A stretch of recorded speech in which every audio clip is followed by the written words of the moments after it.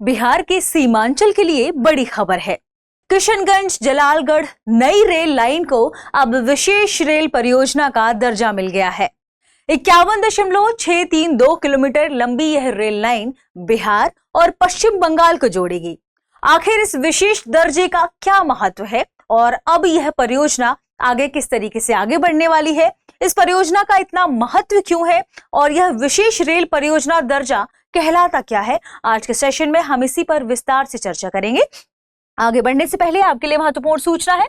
सूचना यह है कि दृष्टि आईएएस लेकर आया है फ्रीडम सेल, जिसमें आपको सभी ऑनलाइन कोर्सेज पर, लाइव ऑनलाइन कोर्सेज पर 50% तक की छूट मिलेगी। ध्यान रखिएगा, यह ऑफर आपको आज से 16 अगस्त तक ही उपलब्ध रहेगा, जिसमें सभी लाइव ऑनलाइन कोर्सेज, चाहे यूपीएससी कोर्सेज हो, पीसीएस कोर्सेज हो, टीचिंग एग्जाम्स के कोर्सेज हो, जुडिशियरी हो, एसएससी एग्जाम्स के कोर्सेज हो या सीयूईटी, इन सभी पर 50% तक की छूट है। अब सवाल है कि आप ये ऑफर कहां से अवेल करा सकते हैं, तो डाउनलोड कर लीजिए दृष्टि लर्निंग ऐप। दृष्टि लर्निंग ऐप में आप जैसे ही जाएंगे तो आपको यूपीएससी का, पीसीएस का, टीचिंग एग्जाम्स का, सीयूईटी का, ये अलग से पूरा आपको एक आप देखिए अलग से हेडिंग मिलेगी। आप यूपीएससी के कोर्स लेना चाहेंगे तो उसमें क्लिक करके आगे बढ़ जाएंगे, पीसीएस का कोर्स लेना चाहेंगे तो उसमें क्लिक करके आगे बढ़ जाएगा। ऐसे ही अन्य एग्जाम्स के, जुडिशियरी एग्जाम्स आदि के कोर्सेज आपको मिलेंगे। पीसीएस में आपको बीपीएससी का भी कोर्स मिलेगा, जेपीएससी का भी कोर्स मिलेगा, एमपीपीएससी का भी मिलेगा, यूपीपीएससी का भी मिलेगा, महाराष्ट्र पीसीएस के भी कोर्स मिलेंगे। जिसमें भी आपको चाहिए होगा, जो कोर्स आपको चाहिए होगा, उन सबको आप क्लिक करके यहां से डायरेक्ट खरीद सकते हैं, या फिर आप कॉल कर सकते हैं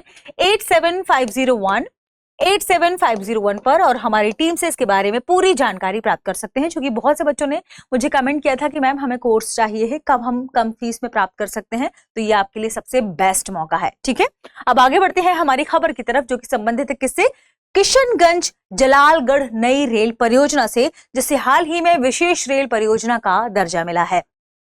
यह सीमांचल क्षेत्र के लिए महत्वपूर्ण रेल परियोजना है। किशनगंज जलालगढ़ 51.632 किलोमीटर की एक नई रेल लाइन है, जिसको केंद्र सरकार ने अब विशेष रेल परियोजना यानी स्पेशल रेलवे प्रोजेक्ट के रूप में शामिल कर लिया है। इसका दर्जा इसे दे दिया है। कैसे मिला दर्जा, क्यों हुआ, क्या हुआ, हम समझते हैं।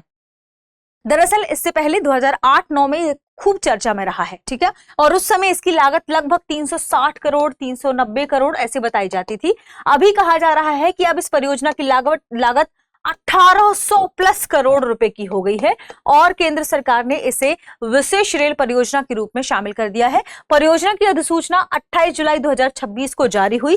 30 जुलाई 2026 को इसे भारत के राजपत्र यानी गजट ऑफ इंडिया में प्रकाशित कर दिया गया और इसे रेल अधिनियम 1989 की धारा 237A के तहत विशेष रेल परियोजना घोषित किया गया। अब आप जानना चाहेंगे विशेष रेल परियोजना है क्या, हम आगे इसके बारे में भी विस्तार से चर्चा करेंगे, लेकिन ध्यान रखिएगा इसका मतलब सामान्य अर्थ में ये होता है कि एक ऐसी परियोजना जो उस क्षेत्र की कनेक्टिविटी के लिए बेहद जरूरी है, वहां पर सामान्य जो जनता निवास करती है उनके लिए, उनके हित के लिए जरूरी है।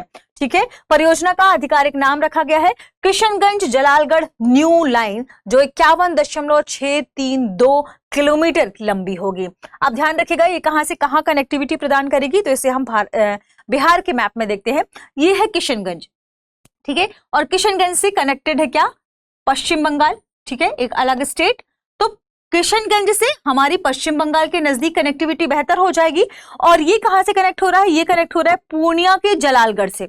जलालगढ़ दरअसल एक रेलवे स्टेशन है, ध्यान रखिएगा, एक स्थान है कहां पर, पूर्णिया में। तो ये पूर्णिया से कनेक्ट करते हुए कहां, अररिया से होते हुए भी किशनगंज जा सकती है, लेकिन जो ये रेलवे लाइन है ये इस क्षेत्र से होते हुए भी प्रवेश कर गया। अब इससे क्या होगा कि इस पूरी कनेक्टिविटी में किशनगंज से कनेक्टिविटी बढ़ जाएगी, कटिहार से कनेक्टिविटी बढ़ेगी, इस रीजन से कनेक्टिविटी बढ़ेगी और हम सीमांचल क्षेत्रों में कनेक्टेड हो जाएंगे। यहाँ पे जो बेसिक रूप से आप जानते हैं कई प्रकार के कृषि उत्पाद निर्मित होते हैं।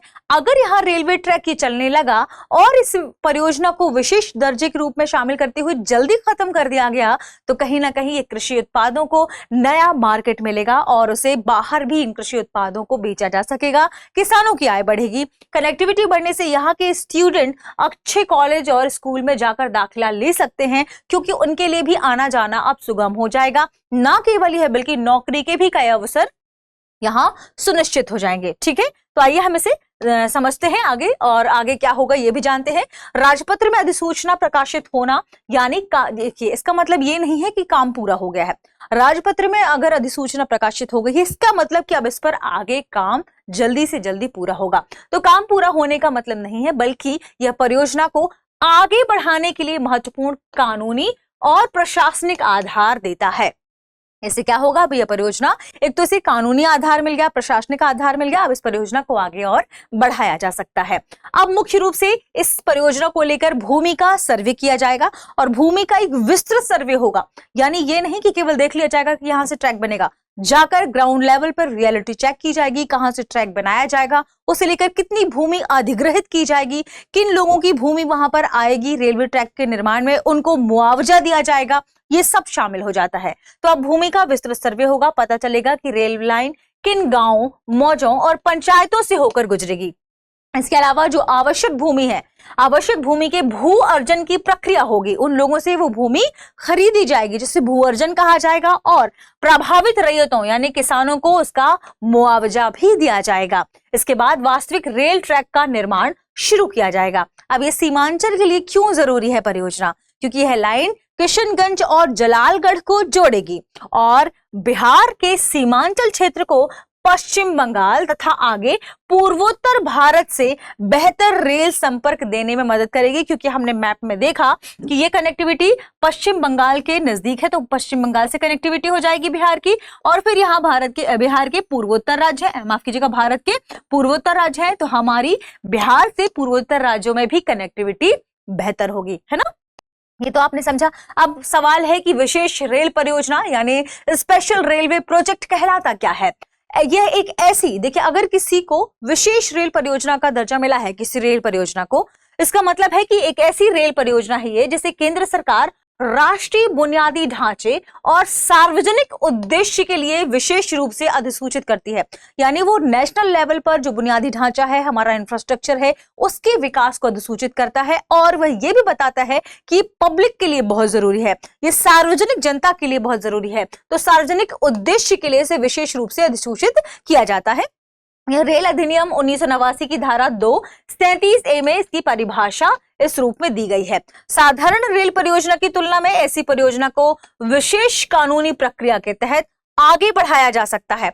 यानी ये नहीं है कि अब टालम टोली की जा सकती है, नहीं, अब आप इसे विशेष रूप पर इस पर ध्यान देंगे, विशेष रूप से इस रेल परियोजना को आगे बढ़ाएंगे, और खासकर भूमि अधिग्रहण के मामले में विशेष कानूनी प्रक्रिया इसमें फॉलो की जाएगी। अगर बात करें किशनगंज जलालगढ़ रेलवे परियोजना के बारे में, विशेष रेल परियोजना जो इसे दर्जा मिला है, इसके बाद केंद्र सरकार ने इसे विशेष महत्व वाली सार्वजनिक परियोजना के रूप में अधिसूचित किया।